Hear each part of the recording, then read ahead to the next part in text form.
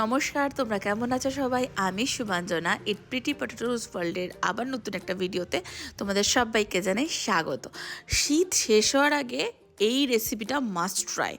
তো এই রেসিপিটা করার জন্য কি লাগবে, এটা একটা শিমের রেসিপি। শিম এখন সবার ঘরে অ্যাভেলেবেল। শীতকাল শেষ হওয়ার আগে প্লিজ ট্রাই করে নিও। তো এখানে আমি সবার আগে সর্ষের তেলে কালো জিরে ফোড়ন দিলাম, তারপরে একটু পেঁয়াজ কুচি, দেন তারপরে ভালো মতো নেড়ে তারপরে আমি দিয়ে দেবো হচ্ছে কাদা চিংড়ি বা কুচো চিংড়ি।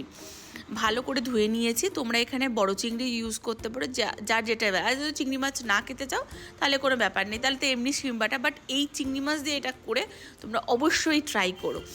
দেন একটু গোলমরিচ গুঁড়ো দিয়ে দিলাম, তারপরে একটু চিনি যাতে এর কালারটা আরও ভালো আসে, তারপরে একটু লবণ, দেন আমি দিয়ে দেবো শিম বাটাটা।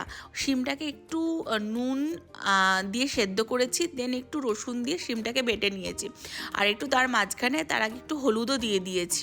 তারপরে শিম বাটাটাকে সম্পূর্ণ দিয়ে দিলাম, দিয়ে ভালো মতো শুকনো করে নাড়বো। নেড়ে সবার লাস্টে যখন মানে একদম 80% শুকনো হয়ে এসছে, তখন একটু কাসুন্দি দিয়ে দিয়েছিলাম। দিয়ে একটু নামাবার আগে একটু সর্ষের তেল ছড়িয়ে গরম ভাতে, আহা, অবশ্যই ট্রাই করো তোমরা। আজকে আর একটা তোমাদেরকে রেসিপি আমি শেয়ার করছি, সেটা হলো গিয়ে আমার মায়ের হাতের ফুলকপি চিংড়ি মাছ দিয়ে ডালনা। তো অনেক খেয়েছো, এটা কাইন্ড অফ রান্না, বাট এই রান্নাটা টোটালি ভাপে হবে। ওই সারাক্ষণ ধরে কষা বা এরকম কিছু না। রান্নাটা বসিয়ে তুমি এদিক ওদিক দুনিয়ার কাজ করতে পারবে, বাট এই রান্নাটা যত ভাপে হবে তত খেতে স্বাদ হবে।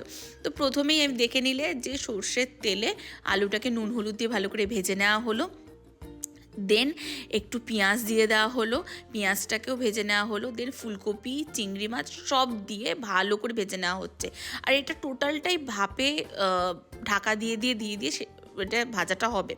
তারপরে আদা রসুন বাটা দিয়ে দেওয়া হলো, জিরে আদা রসুন সব কিছু বাটা দিয়ে একটু চিনি আর একটু বোধহয় লবণ, লবণ, তারপরে সব কিছু দিয়ে ভালো করে একটু নেড়ে আবার ঢাকা দিয়ে দেওয়া হবে। দিয়ে জিনিসটা আবারও ভাপে হবে। দেন ভাপে হয়ে এটা যখন 60% সেদ্ধ হয়ে যাবে, দেন দেবো হচ্ছে টমেটো পেস্ট করে দেওয়া হয়েছে। দেন তারপরে ভালো করে আবার নেড়ে এটাকে আবার ঢাকা দিয়ে দেওয়া হবে। তারপরে ঢাকা খুলে শাহি গরম মশলা গুঁড়ো দিয়ে নেড়ে চেড়ে একটু গরম জল দিয়ে একটু ঢাকা দিয়ে নামাবার আগে একটু ঘি আর ধনেপাতা কুচি দিয়ে চলো আজ একটা ইজি বিজি চিকেন পকোড়া বানাই। তো আমি এটা চিকেনটাকে আগের দিন থেকে ম্যারিনেট করে রেখেছিলাম, বাট তোমরা সকালবেলায় ম্যারিনেট করে রাখতে পারো। বেসিক মশলা আদা রসুন আর ধনে গুঁড়ো, জিরে গুঁড়ো, লঙ্কা গুঁড়ো, একটু গোলমরিচ গুঁড়ো, নুন দিয়ে ভালো করে ম্যারিনেট করে ঠিক করার আধা ঘন্টা আগে বার করে ওর মধ্যে ডিম, বেসন আর কর্নফ্লাওয়ার গুঁড়ো দিয়ে ভালো করে মেখে, আর এখন যেহেতু শীতকাল ফ্রেশ ধনেপাতা একটু ছড়িয়ে দিলাম, দিয়ে ভালো করে ওটাকে ম্যারিনেট করে রেখে দিলাম। তার মাঝখানে একটা বানিয়ে নিলাম সস, একটু মেয়োনিজ আর টমেটো সস, পুরো একদম রেস্টুরেন্ট স্টাইল হয়েছিল খেতে। তো যাই হোক, তারপরে চিকেনটাকে পুরো ভালো করে 80% আমি কুক করে নিলাম ভেজে। দেন আমি এরকম করে পুরো ব্যাচটা ভেজে নিলাম। ভেজে নেওয়ার পরে ততক্ষণে কি হলো, ওই আগের চিকেনগুলো তো ঠান্ডা হয়ে গেল।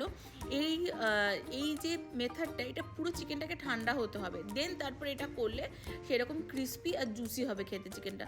কিছু পনির ছিল, আমার বাবা যেহেতু চিকেন খায় না, তো পনিরটাকেও ওর মধ্যে একটু ম্যারিনেট করে দিয়ে ভেজে নিলাম। এই দেখো, ওই আগের চিকেনগুলো ভালো করে ভেজে নিলাম। চলো আজ তবে আসি, আর তোমরা অবশ্যই এটা ট্রাই করো and let me no in the comment section how was the recipe. চলো টাটা।